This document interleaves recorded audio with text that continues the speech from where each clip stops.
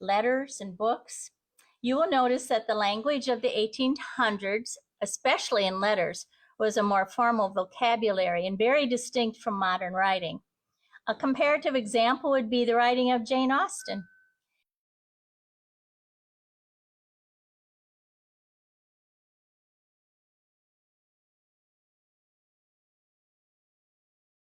More on their nation. We hope to present storytelling at its best, so sit back and relax while we transport you to the 1800s. Okay. Oh, and welcome vet. Any vet out there tonight? Veterans Day is tomorrow, so we're happy you came out.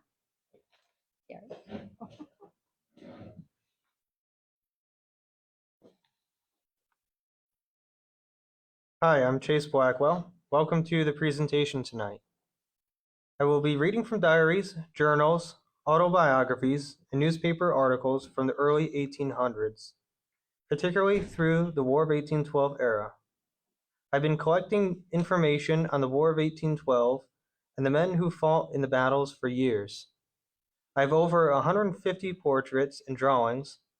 I have brought some of them with me tonight in the back. It is something I have always been interested in.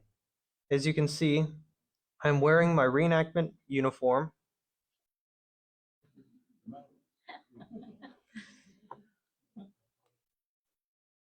And the top hat that I'm wearing is a beaver fur top hat that was made in 1810. The belt that I have up here is an original Kentucky belt for the war that they were using. And this was similar to what the soldiers would have been wearing at the time, from 1811 to 1815, all the way to the end of the war. The War of 1812 really began well before the battle took place at the River Raisin.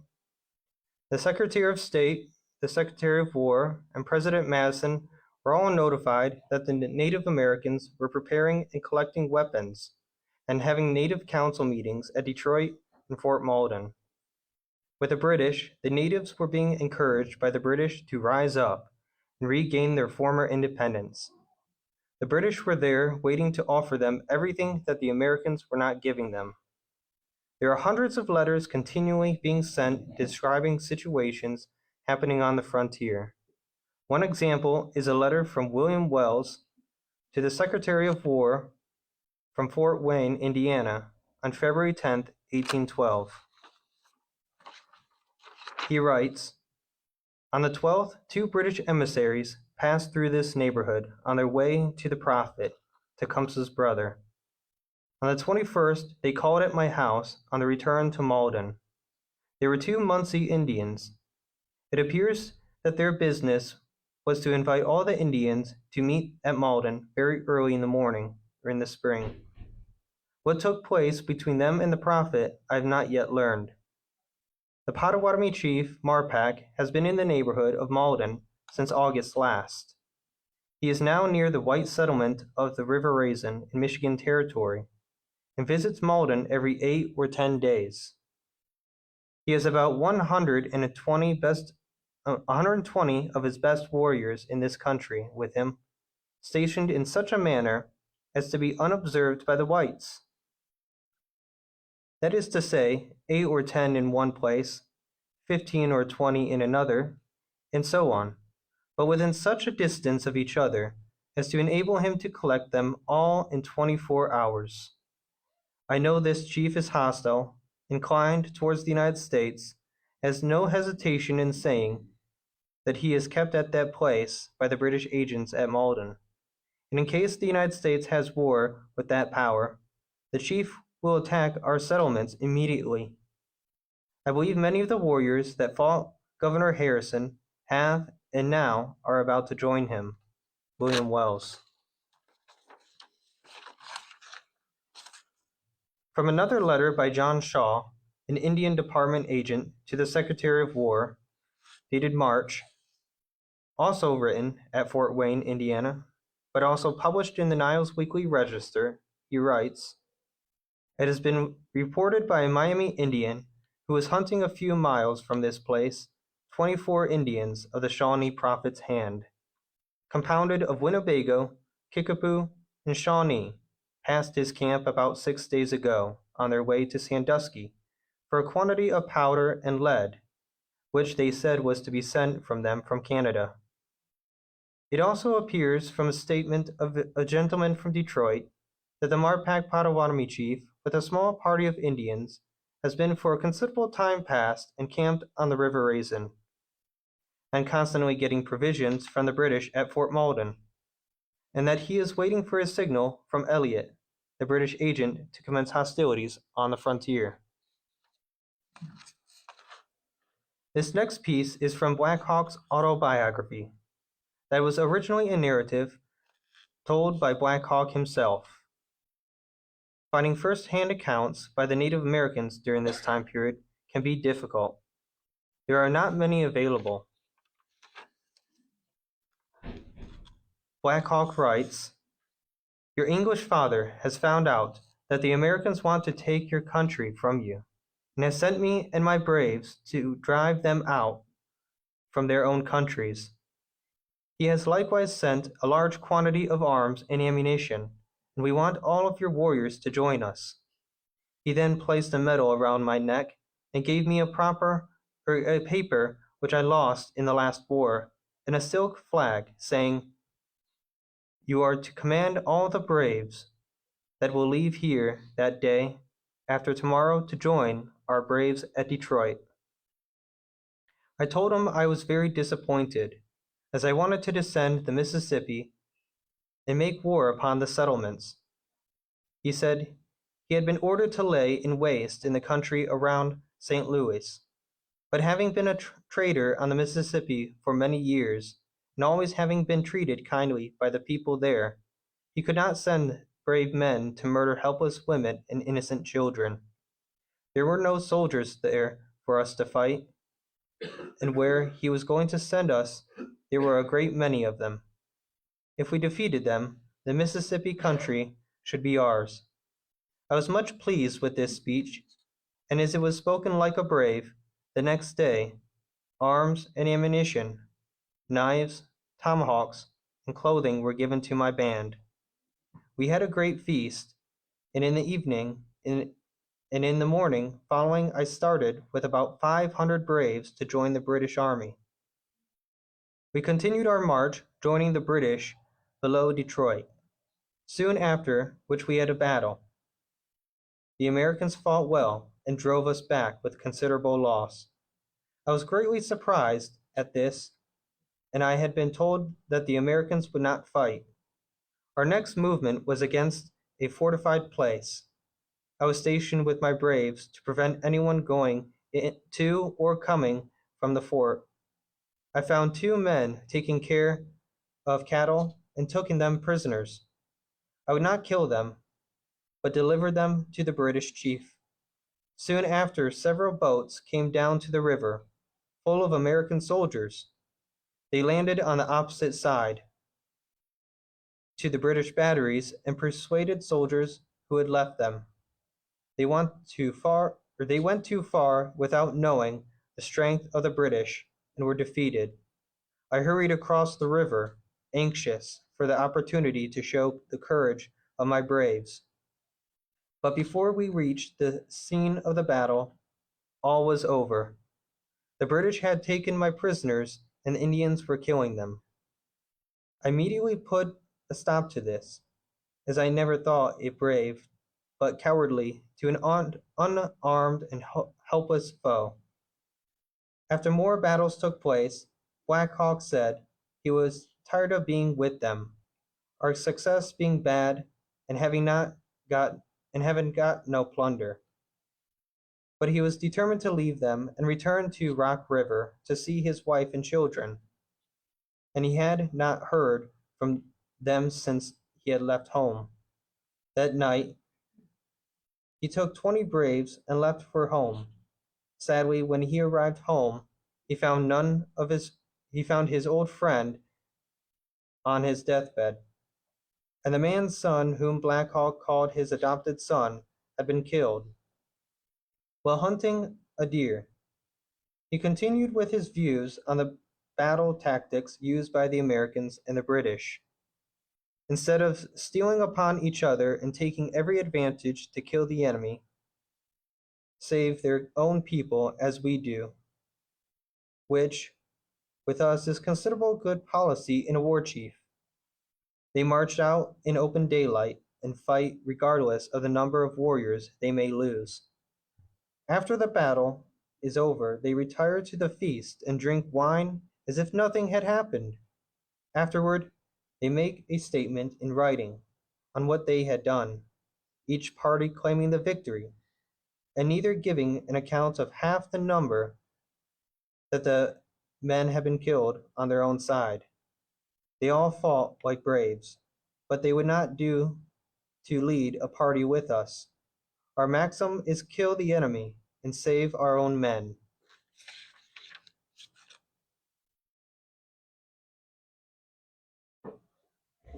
This here, this here is Peter Latour Chambers. As you can see here, this is a painting made by Fran Mandel, and you can see that when she had painted this, this was exactly to what the soldiers or the people were doing at that time.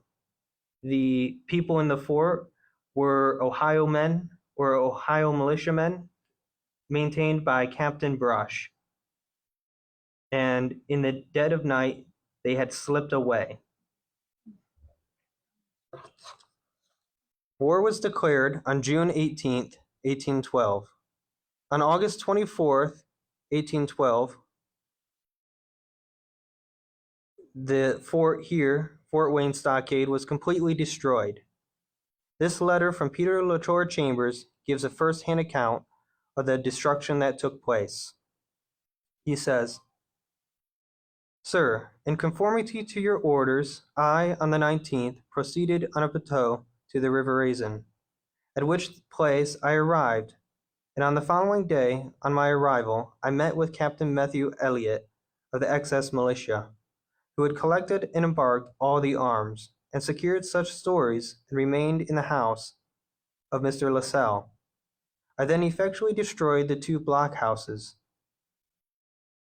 which were surrounded by a strong stockade and capable of making a vigorous resistance. With this my instructions assure the inhabitants of the effectual protection of His Majesty's government. But it is with extreme mortification I feel myself compelled to state that notwithstanding every effort on my part to incur it to them, so strong was the disposition on the part of the Indians, in particular the Wyandots, to pillage, ravage, and destroy, that I could not succeed scarcely in a house in the settlement having escaped pillage. Indeed, it was a very universal scene of desolation.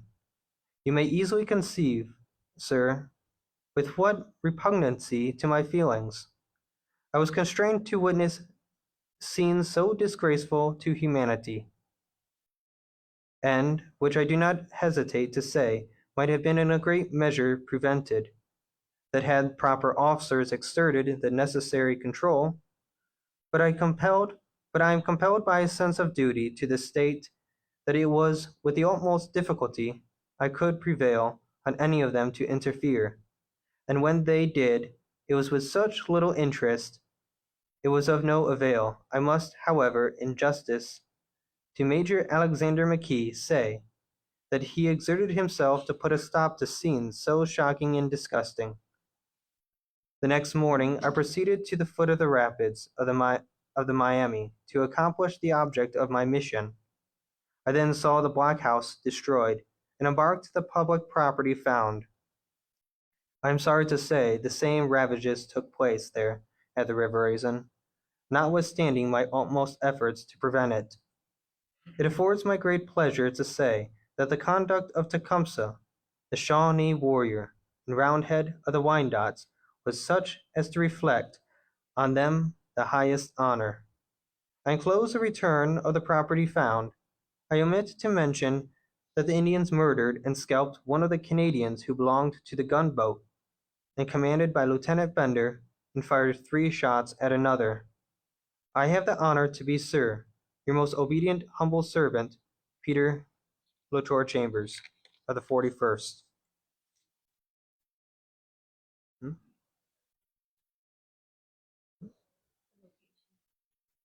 The fort that you see here in the painting was where the St. Mary's Church now stands, just to give you guys a little bit of an idea of where it is.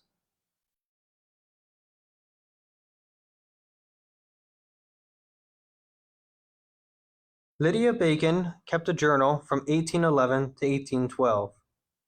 She also wrote letters to her nephew, at his request, describing her military travels with her husband Josiah. Lydia was the wife to Lieutenant Quartermaster Josiah Bacon. Her journal entries and letters provide an invaluable glimpse into the existence of a gentleman's wife on campaign, where the necessary of supporting one's husband was obligated to come. She writes, "It is a great source of happiness that we can be together, and I have the satisfaction of knowing I am performing my duty."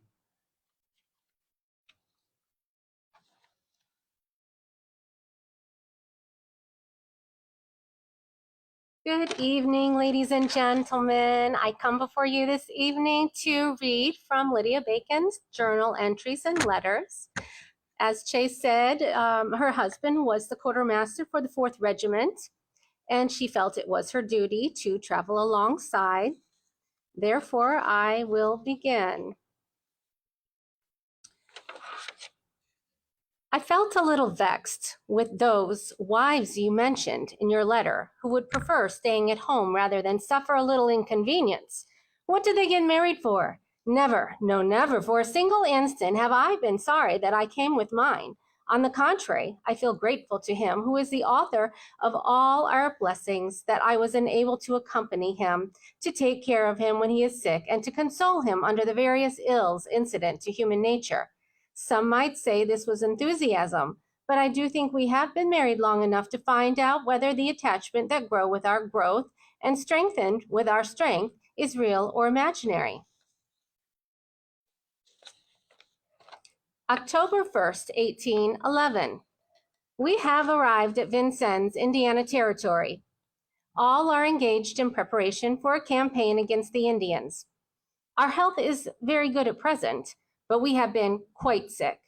I with the dreadful fever ague, and Josiah has been burnt with powder, which might have destroyed his life, but a kind providence preserved him.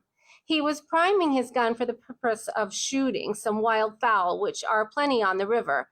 The flint of the gun being rather long, the powder in the pan took fire from the flint, coming in contact by shutting, and the flask, which held a half-pound, and which was nearly full, exploded, and the contents went immediately into his face. He shrieked, and putting his hands to his face, took the skin entirely off.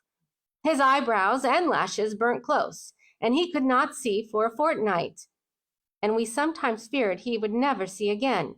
But a simple cure, made of new milk and vinegar, cured his eyes. The application to his face was oil and brandy alternately, which healed it very rapidly.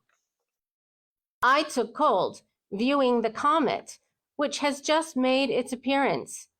We were 2 pitiable objects, I assure you, neither able to wait on the other, and both needing assistance. When we arrived at Vincennes, both of us had to be led to the house. As for myself, I was hardly able to step, from debility, and poor Josiah could not see at all, and no carriage could be procured. The night was dark, the weather very unpleasant. Amid all these difficulties, we reached our lodgings, which for the present we engaged in the only tavern the village could furnish. It is kept by a Mr. Jones, and proves to be a very good house. At present we are rather crowded, but shall be better accommodated when the other officers are gone. There are a number from Ohio and Kentucky who put up here. We share our sleeping apartment, which is a large hall with the family. I find this fever ague a tedious, painful disease. Have lost flesh. They gave me some medicine to vomit me, mixed in a pint bowl. I put it by my bedside, and I did not find it necessary to taste it, for the sight and smell had the desired effect.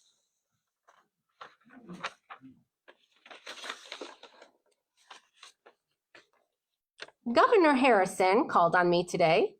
Equipped for the march, he had on what they call a hunting shirt, made of calico and trimmed with fringe, and the fashion of it resembled a woman. Short gown, only the ends were pointed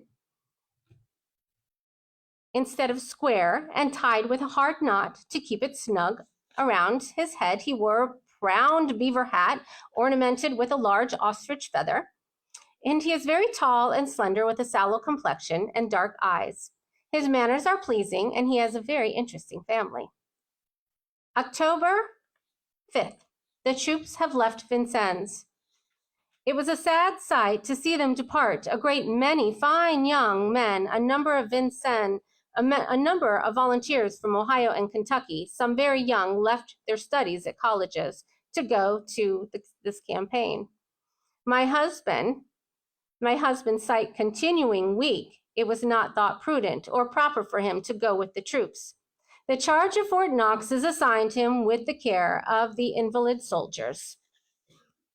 And I know that did not make him happy.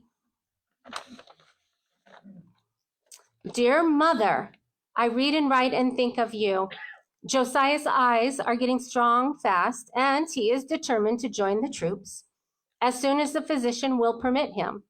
He has written the colonel requesting him to order him to join his regiment. Josiah has received orders to join the regiment, very much to his satisfaction, though not to mine. We have been here just a week. What a charming variety. Now must pack up our goods and go back to Vincennes. Vincennes, October 10th. My husband is gone, and I am boarding with Mrs. Jones. Here I have a very pleasant companion, an officer's wife by the name of Whitlock. She is extremely kind to me. We chum around together for the sake of company, and I have had a return of the fever ague, and she has waited on me like a sister. I am anxiously expecting news from Mr.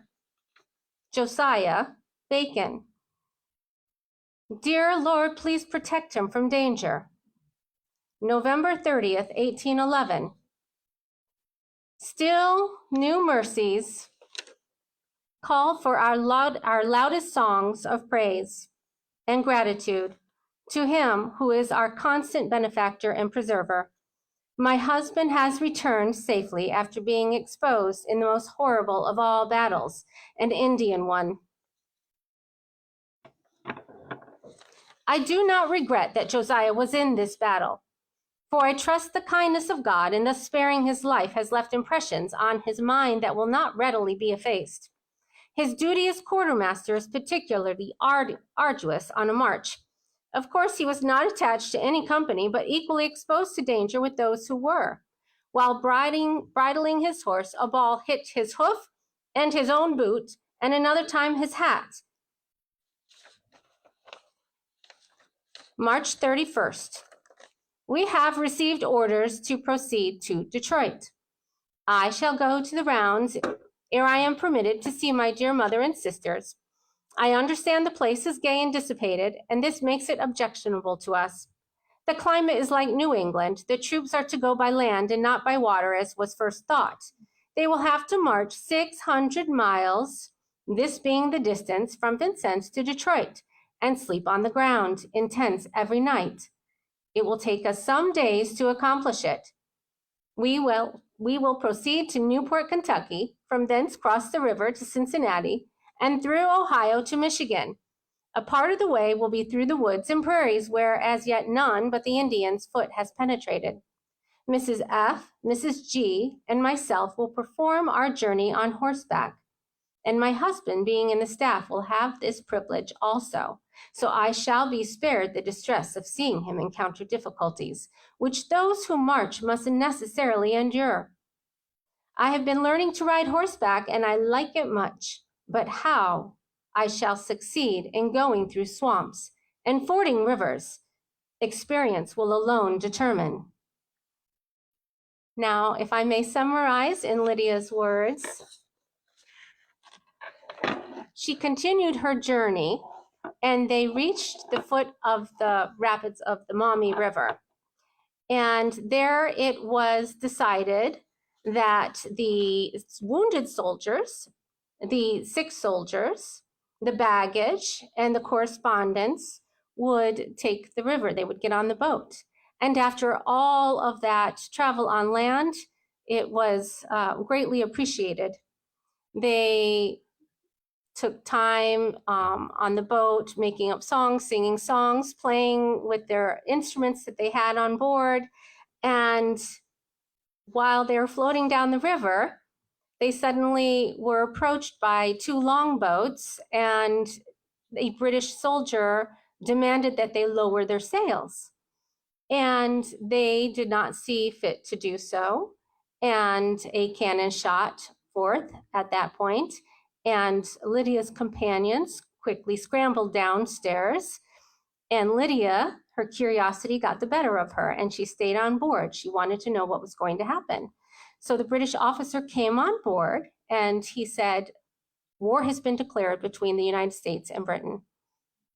And at that point, all of our correspondence, which was really important, and could determine the war, and our men and all the women, we were taken as prisoners. And we were taken to Amherstburg at Fort Malden. We were there along with many Indians that had fought with my husband and his men, as Lydia, and they were not happy, said Lydia. She sat there in the tavern with the British officers in the evening. She was invited to do so.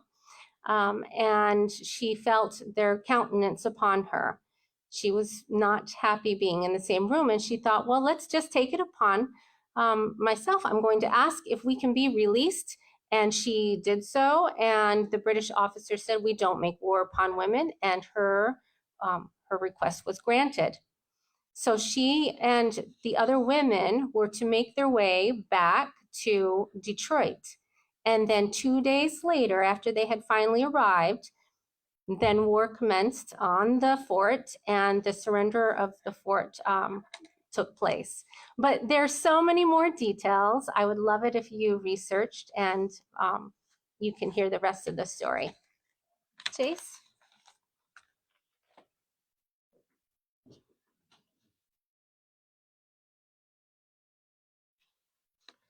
There are many personal accounts of the war that were written by the soldiers at the Battle of the River Raisin. I've chosen to read a first-hand account by John Dawson. On the 21st of April, 1813, I, John Dawson, an orderly sergeant in Captain Glave's company of the 1st Rifle Regiment, Kentucky Volunteer Militia, being detailed off and attached to Captain Seabury's company, and in the first battle of the 18th of January, and did not receive a wound, but on the 22nd, about 9 o'clock, I received a shot under the right arm, which was lodged between the ribs. After the capitulation of our troops, there came a paymaster of the British Army in the house where I was to take the number of the wounded that were in the house. I asked what was to be done to us. He replied, "Don't make yourself uneasy about that. You shall be protected. This night a strong guard shall be left with you." But to my sad misfortune, I found there were 3 interpreters left, and in the night an officer took 2 of them away. And in the morning the other officer said he couldn't talk Indian. So when the Indians came in the morning, they broke the doors open and began to tomahawk and scalp, plunder, and set the houses on fire. With this I got up, put on my great coat, put up my knapsack, and went out the door. I had not been out more than 1 minute before an Indian came up to me and took the coat off my back. Also, another Indian told me to put my knapsack in his sled. I did so. At this time, Major Graves and Captain Hart were out in the yard. I had heard Captain Hart make a bargain with an Indian to take him to Malden, which was which the Indian agreed. So for the sum, some say for $100. I saw the Indian put a pair of socks on Hart. Then I saw a man riding, whom I thought was a British officer. I made it to him, but I found that he was an Indian who was with aide-de-camp to Roundhead, whom I had with him. When I came upon 12 men, I was at the mouth of a lane where I overtook him, where there were 2 Indians scalping 2 men. He had hollered to them to get away. They did so. After this, we went on to Sandusky, about 3 miles from the battleground. I saw Major Graves in an Indian sleigh. This is the last account of him that I could ascertain. We went on that night to Brownstown, and in the morning of the 24th a man just gave out walking, with rheumatic pains. Oh, by the name of Downsy. The Indians tomahawked him. We then marched on above Detroit, on the River Rouge. I stayed with them 7 days. They then took me into Detroit and sold me.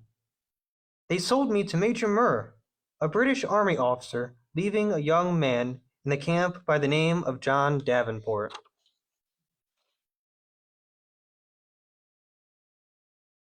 This is a sleigh that they would have taken, and that they would have taken down to Sandusky, and then as well as to Fort Detroit.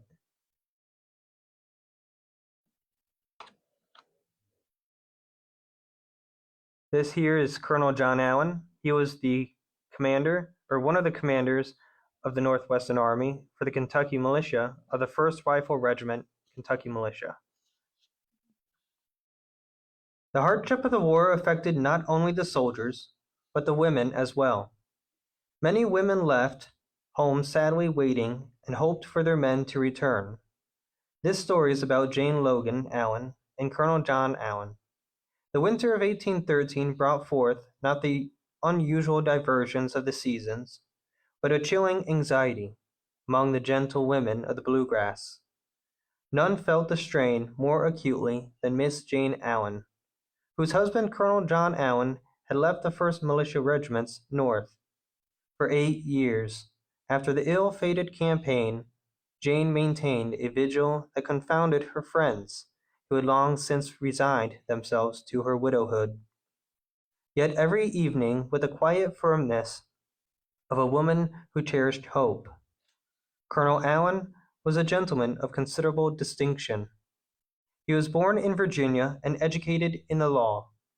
He co-defended Aaron Burr alongside Henry Clay in 1806, securing Burr's acquittal charges of treason.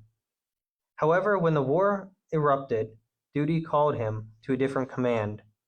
His abilities earned him the commission of colonel in the 1st Rifle Regiment, Kentucky Militia, on June 5, 1812. The first unit raised in the war. Colonel Allen's company was here at the River Raisin on the 18th, and bore the brunt of the fighting.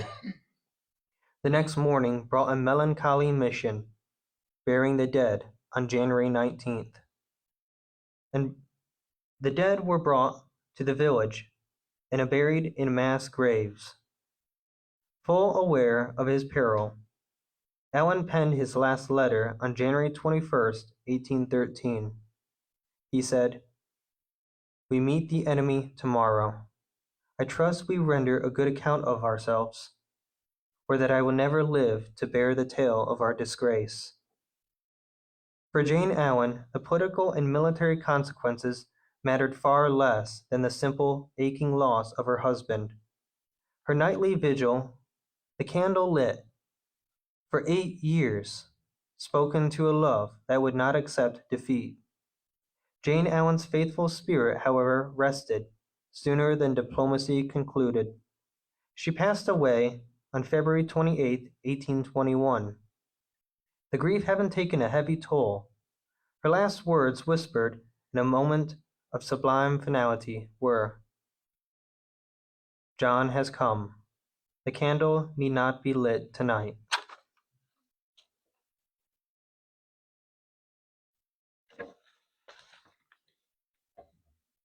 The year was 1813, and in the polite parlors of Lexington, Kentucky, the war was still an adventure, a great national undertaking carried out by their own brave sons. But for Miss Clara Ashton, whose young fiancé, Lieutenant Elias Caldwell, had marched north with the Kentucky militia, the conflict had become an agonizing exercise in distance and anxiety. Clara was a young woman of firm principles and a dutiful nature, but she often found herself in disagreement with her mother, who insisted upon the glory of the campaign. "The boys are going to teach those insolent British and their savage allies a lesson they won't soon forget," Mrs. Ashton declared over the breakfast table, neatly folding a gazette that boasted of General Winchester's movements, "and Elias will return with the honor firmly established, a hero worthy of our family connection."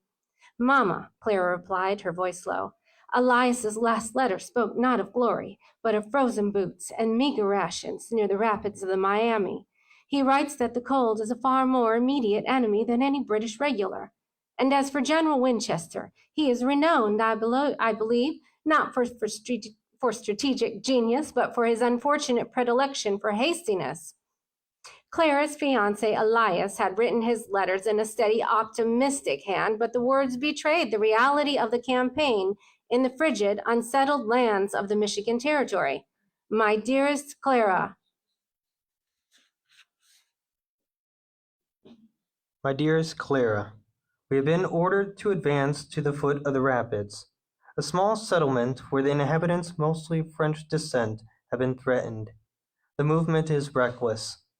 I feel but our Kentucky boys are too full of martial spirit to resist a fight. I only pray that we do not outrun our supplies.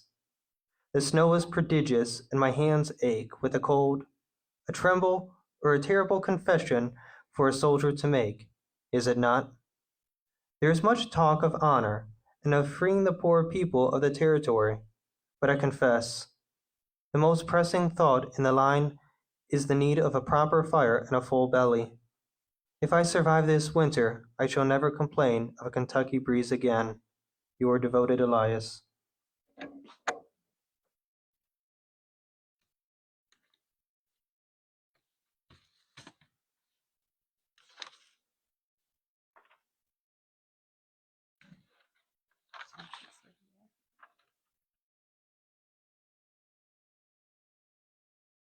Excuse me, just 1 minute.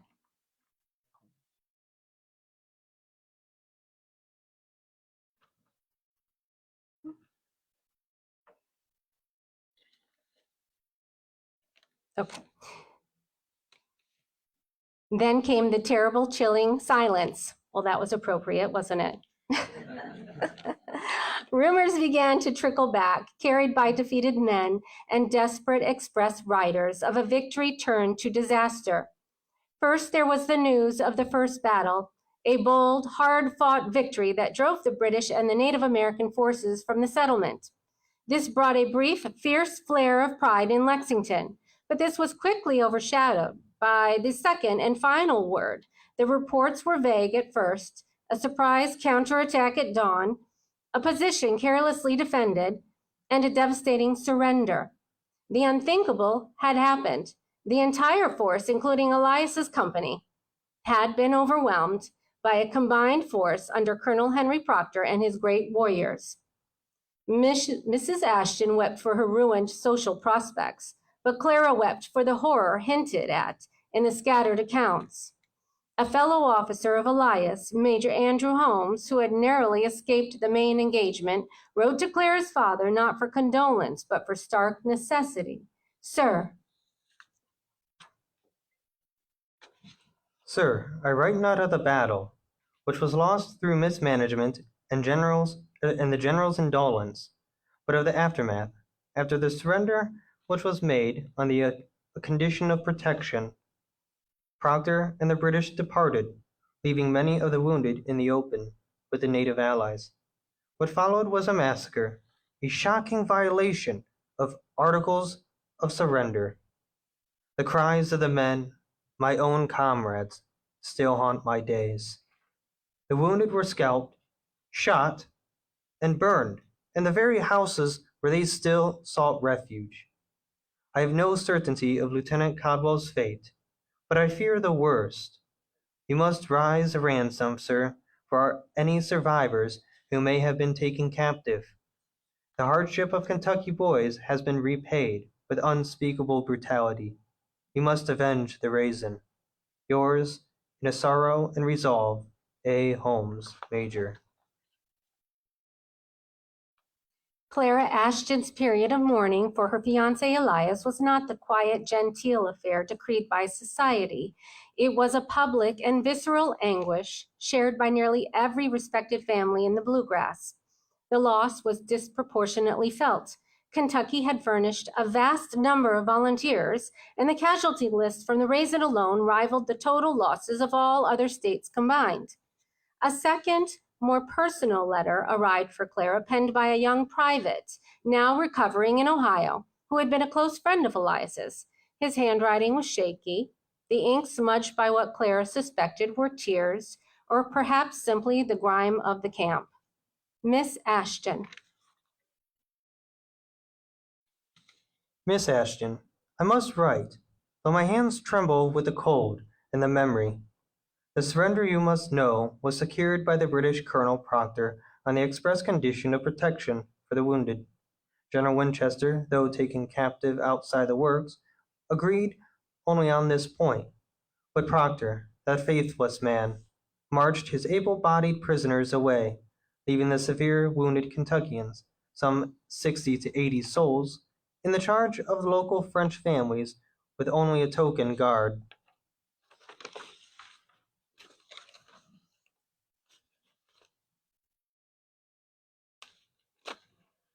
The next piece I will be reading came from letters written by a nameless private who was in the Petersburg Volunteers. He was writing to his friend who was in Zanesville, Ohio, on March 22nd, 1813. It was published also in the Niles Weekly Register and entitled Picture of a Soldier's Life.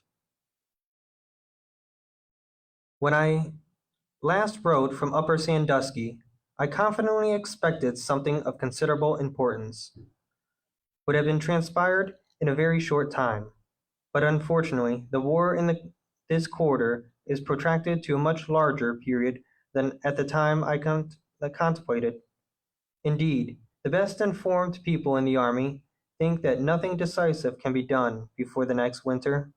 It would never answer to invade a country with militias. Some will not cross the lines, others will not submit to any kind of subordination, and in fact they would all rather be at home than courting fame on an embattled field. The Kentucky and this militia have been discharged some time, and unless our troops arrive, the camp will in a great measure be unprotected. None will be left except our battalion, consisting of the Petersburg Volunteers, and 2 companies from the Pittsburgh, 50 men in one and 15 in the other, together with about 350 regulars. On the arrival of General Lefwich and General Crook's brigades from Sandusky, we marched to the rapids. The same night we encamped on a very wet ground, but the driest we could only found, the rain still continuing. It was very difficult. We would raise fires. We had no tents. Our clothes were wet, and we had no axes, nothing to cook in, and very little to eat. A parade of pack horses being near us, we procured from them some flour, killed a hog, there being plenty of them around the road. Our bread was baked in ashes, and the pork rebroiled on the coals, a sweeter meat I never partook of. When we went to sleep, it was on the 2 logs laid close to each other, to keep our bodies from the damp ground. What a pliant being is a man in adversity! The loftiness of spirit surrounded us. The next morning, we arrived at Portage River, the headquarters of the Northwestern Army. During our stay at this latter place, we were in constant expectation of an attack. Several nights we went to sleep with our muskets in our arms, and all of our accoutrements fixed for action. The next day, at the date of my letter from Sandusky, we left that place for the rapids, together with 300 militia under the command of Major Orr. We had with us 20 pieces of artillery, and a variety of military stores of every description. We at this time knew nothing of the unfortunate events at the River Raisin. On the second day of our march, a courier arrived. General Harrison with a possible speed. This was rendered total impossible by the snow which took place, it being a complete swamp nearly all the way.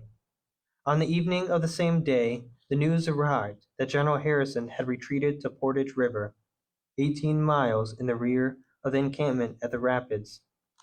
As many men could be spared to determine to proceed immediately to reinforce him, it is unnecessary to state that we were among the first who wished to advance. At 2 o'clock the next morning our tents were struck, and in half an hour we were on the road. I will candidly express that on that day I regretted being a soldier. On that day we marched 30 miles under incessant rain, and I am afraid you would doubt my veracity when I tell you that in 8 miles of the best of the road, it took us over the knees and often to the middle. The Black Swamp, 4 miles. The extent would have been considerable impassable by all, but men determined to surmount every difficulty to accomplish this object of their march. In this swamp you lose sight of terra firma altogether. The water was about 6 inches deep, and on the ice, which was very rotten, often breaking through to the deep of 4 or 5 feet. In a few minutes their forces were in sight.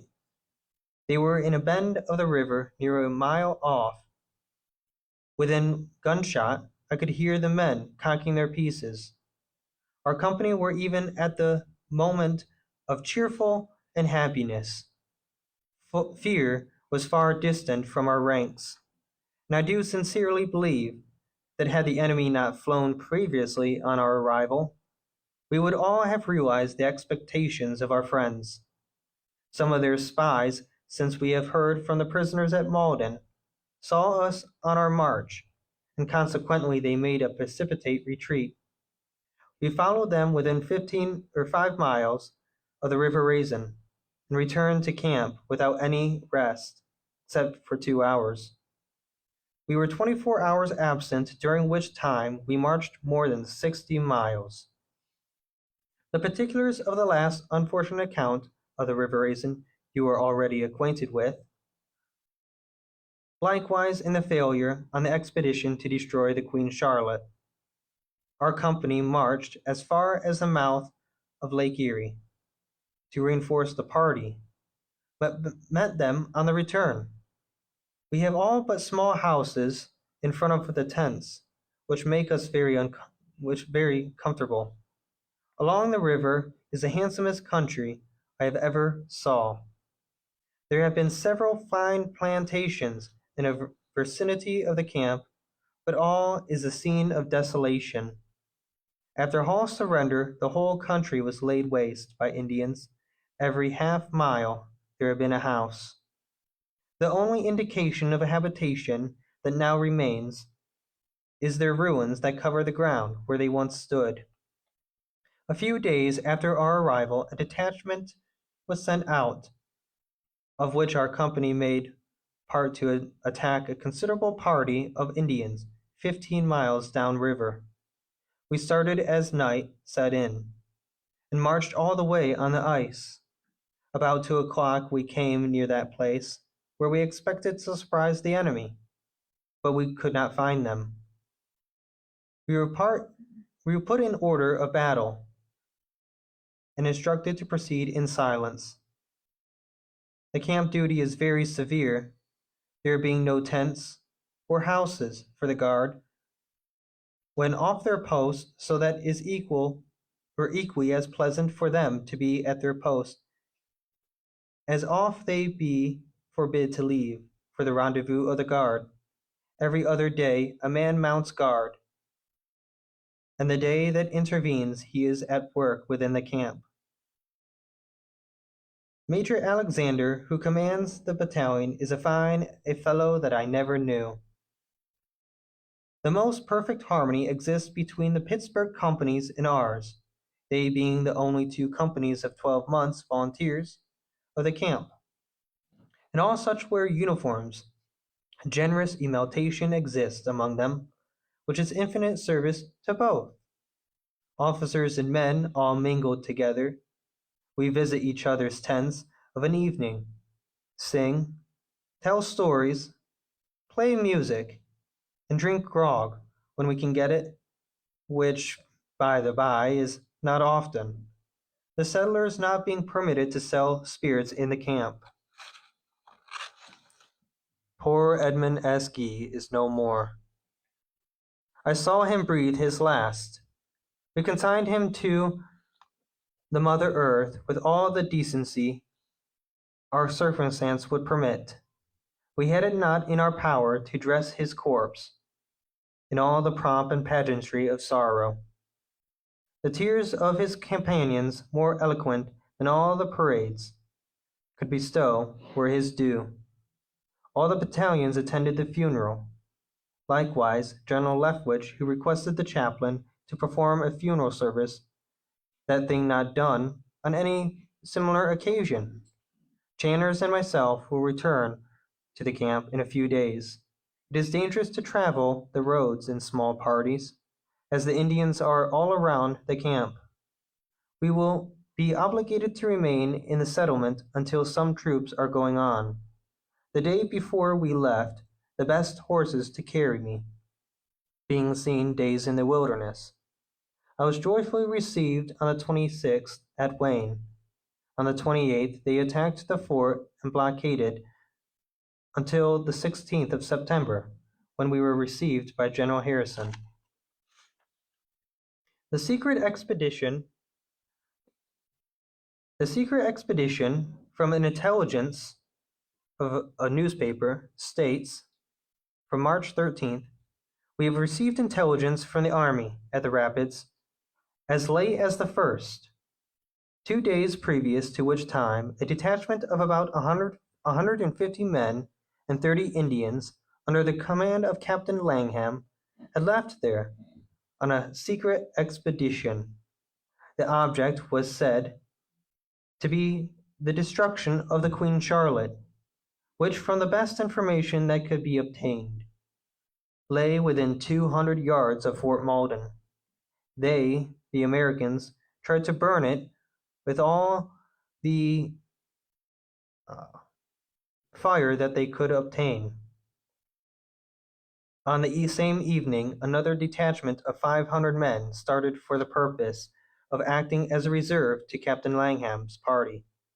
In case of necessary, we are informed this morning by a gentleman who left the Rapids last Saturday that the above-mentioned enterprise had failed in consequence of the rottenness of the ice on Lake Erie. We also hear that General Harrison will be here in a day or two.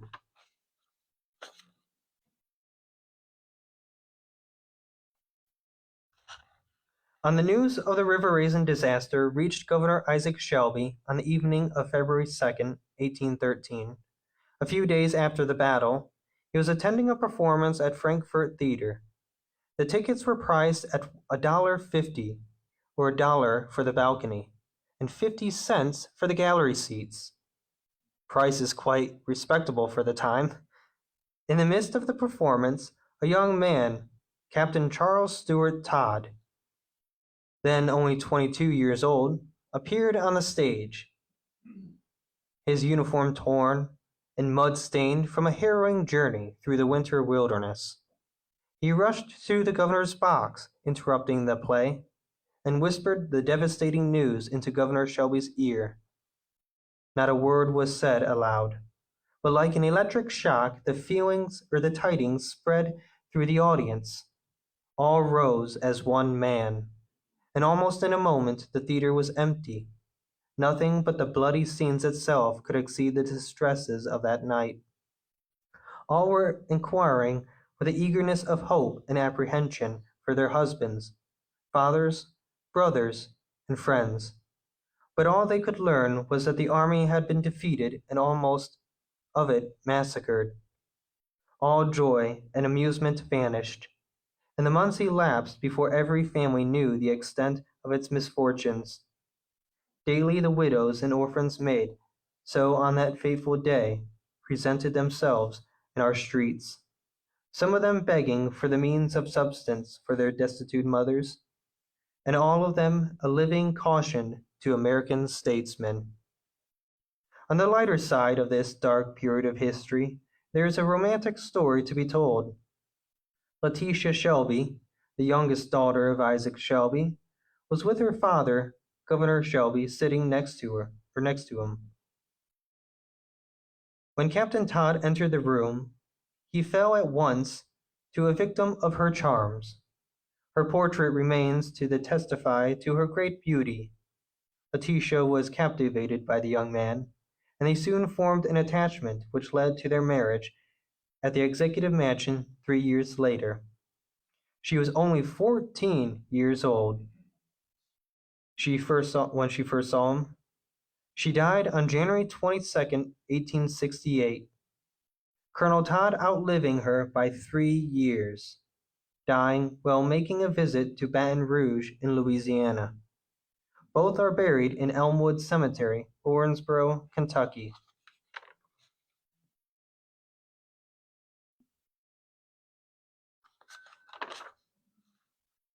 This next journal entry that I would like to read was written by John Pendleton Kennedy. He gives us a more light-hearted picture of a new soldier's recruit. John was the privileged son of an elite Baltimore family. Unlike most young men of the time, he graduated from college in 1812, then directly joined the Maryland militia. He says, "What a glorification this affords to me," he writes of at the time. "Here I was just out of college, in a very dashing uniform of blue and red, with a jacket and leather helmet, crested with a huge black feather, and surmounted by a particular limber and, though gracefully red one, with my white cross-belt pure as pipe clay could make them, my cartridge box and bayonet, and a Harper's Ferry musket of 14 pounds, white drill pantaloons, blue in the winter, and black gaiters. There I was 18 years of age, with a knapsack, a blanket, canteen, and a haversack, generally a cold fowl with a biscuit, some fried tongue, and a bottle of fine whiskey in it, and detailed for a week's duty at the fort. Talk about luxuries. I have a good share of what goes by the name of in my life, but I have never had such anything in that way might be compared with the nights in the guard's room, and the routine of the sentinel's duty, and whether wet or dry, in the moonlight or in moonless midnights, to which I have been detailed at Fort McHenry. Kennedy carries his dancing shoes in his pack, hoping for a grand party at the White House. Silly of him, because he's in Fort McHenry. In 1814, Kennedy marched with the United Company of the 5th Baltimore Light Dragoons. Known as the Baltimore 5th, a unit that includes, what do you know, rich merchants, lawyers, and other professionals. He wrote humorous accounts of his military escapades, such as when he lost his boots and marched onward in his dancing pumps. As humorous as he could be, the war was quite serious. Kennedy participating in the Battle of Bladensburg, as the British threatened National Capitol Building, Washington, D.C., Secretary of State James Monroe ordered the Baltimore 5th to move back from the left of the forward line to an exposed position a quarter-mile away. After the British forces crossed a bridge, the 5th moved forward. The fighting was intense, and nearly every British officer among the advancing troops was hit. By then, the British fired concave rockets. Those rockets at the 1st and the 5th stood firm. But when the 2 regiments to the right ran away, the 5th broke. Kennedy threw away his musket and carried a wounded fellow soldier named James W. McCullough to safety.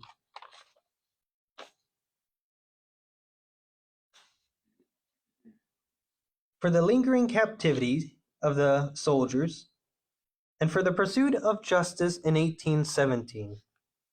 Even after the War of 1812 officially ended in 1815, from the Treaty of Ghent in Belgium, the tragedy of the River Raisin continued to weigh on American diplomacy and the families in Kentucky. The pursuit of justice shifted from the battlefield to the diplomatic table as efforts were made to recover prisoners still held captive by the Indians. In January 1817, 4 years after the massacre, the plight of these forgotten men spurred action at the highest levels of the U.S. government.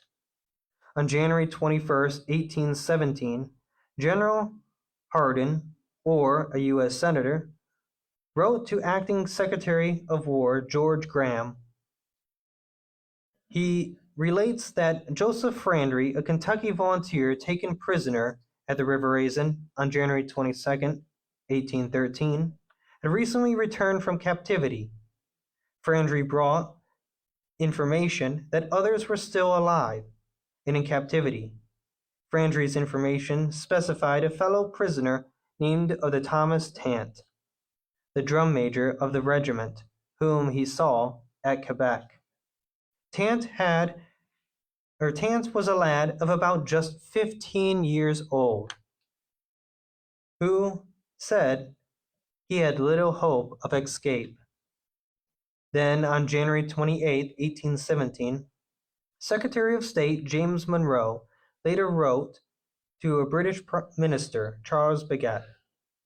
Monroe informed Bagot, the secretary and the senator had written together, saying, "I had the honor to address you a letter a few days ago, stating that I had received information, and then one of the Kentucky volunteers taken prisoner, and had given information that others taken on that day were still living and in captivity, and suggesting the measures which I thought ought to be taken to the department to relieve those unfortunate men. Since then, I have received additional information. The volunteer who has thus returned is Joseph Frandry of Captain Brassfield's company, afterwards Captain Kelly's company, of the 5th Regiment of Kentucky Militia, commanded by Lieutenant Colonel William Lewis. Frandry is a resident of Clark County. He is stated to be a man of a respectable standing. I am this morning informed by a letter from Captain L. Levi Todd of Lexington that Frandry states that his love for Thomas Tant, who was the drum major of that regiment at Quebec, hired by his Indian master to the British as a musician, and that Tant said he has no hope of escape, and I don't think he actually did escape. I'm close to you, Captain Todd's letter. He is a man of unquestionable standing. I know Tant will. He is a lad of about 15. I heard during the war from different sources that he was living. George Graham. Monroe to Bagot. January 28, 1817. Sir, I have the honor to transmit to you here with copies of letters recently communicated to this department, by which it appears that Joseph Frandry, who belongs to the detachment of American troops that surrendered to General Proctor, was carried into captivity by the Indians residing on Lake Huron, that he only recently made his escape from them, that he had among them 4 or 5 Americans who were captured at the same time, and particularly saw at Quebec. In the possession of an Indian, an American prisoner by the name Thomas Tant, who was also captured at the Raisin. He represents to have been hired out by the Indian master. I feel it is my duty to call your attention to these circumstances and to request that you have the goodness to interpose your good office with the local authorities to secure the release of these unfortunate men, and of such other of these soldiers are citizens as may be similar situated. Independently of every other consideration, I am well convinced that motives of humanity will promote you to do everything in your power to promote this object, particularly when you learn that there are many families in Kentucky in doubt whether their relatives who were captive at the River Raisin have been killed by the Indians or remain in captivity. I have the honor to be your most obedient humble servant, James Monroe. Mr. Bagot to Sir John Sherbrooke, 1817, February. Sir, I have the honor to transmit to you, Excellency, the copy of a note which I have received from the Secretary of the Department of State, requesting that I will interfere to secure the release of certain American prisoners who surrendered to General Proctor, and who are said to be still held in captivity by the Indians residing on Lake Huron. It is stated to have been recently in the possession of an Indian at Quebec of all the Americans, by whom he was occasionally let out or hired as a musician. By the request that your Excellency, we have the goodness to make and eagerly inquire into the circumstances stated in Mr. Monroe's note, and that in the event of an appearing that these or any other American prisoners are still forcibly detained by the Indians, your Excellency will end to our first secure their release. I have the honor to be your Excellency's most obedient, humble servant, Charles Bagot, to John Sherbrooke.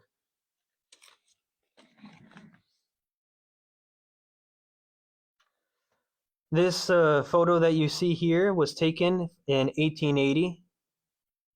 This is the Veterans Reunion for the Old Baltimore Defenders for Washington, D.C. and Baltimore.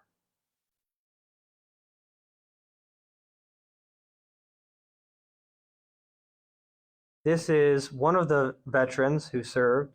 This is Colonel Samuel Wells, and he came from Kentucky, and his brother was actually the Captain William Wells. Captain William Wells was actually killed after the war, or in the beginning of the war, in August at Fort Wayne, when the Indians had attacked that fort. And so later on, Colonel Samuel Wells, he actually came with his son named Levi Todd, and both of them came up to the River Raisin. On January 18th, they had encamped after the first battle, and when the second battle came around on the 22nd, Colonel Samuel Wells thought it was a good idea to take a note from one of the captains and to actually give it to General Harrison. But at the time, General Harrison and his men, just like the Petersburg Volunteers, were trying to get up with some cannon to the River Raisin. But in doing so, the weather was so harsh that they couldn't get up to the River Raisin. So they had to go back to Sandusky. But in the end, Colonel Samuel Wells's son, Levi Todd, was killed on the 22nd. And so that actually had a stain on Samuel Wells's life forever. So this is veterans from Toronto, and it was taken in 1861. And this here is a photo of some of the veterans from the River Raisin, and this was taken in 1871. George Custer, he actually came back from his duties serving out west, and he had came to take part of this celebration of the veterans. And They came together, they talked with stories, they showed artifacts that they had brought with them. And in 1872, they said, let's come back. So then they came back in 1872 and they had a huge, huge reunion. 20,000 people came from all around the country to hear the veterans' stories. The oldest person that came was 100 years old. And they had given them flowers, they had given them speeches, all sorts of different kinds of things from that time. Custer is right over here. Right here. His father is right here. And this was actually taken on Geyers Island. And that's it. Thank you for coming. And then I'll show you, videos of some of the veterans that I have brought to life.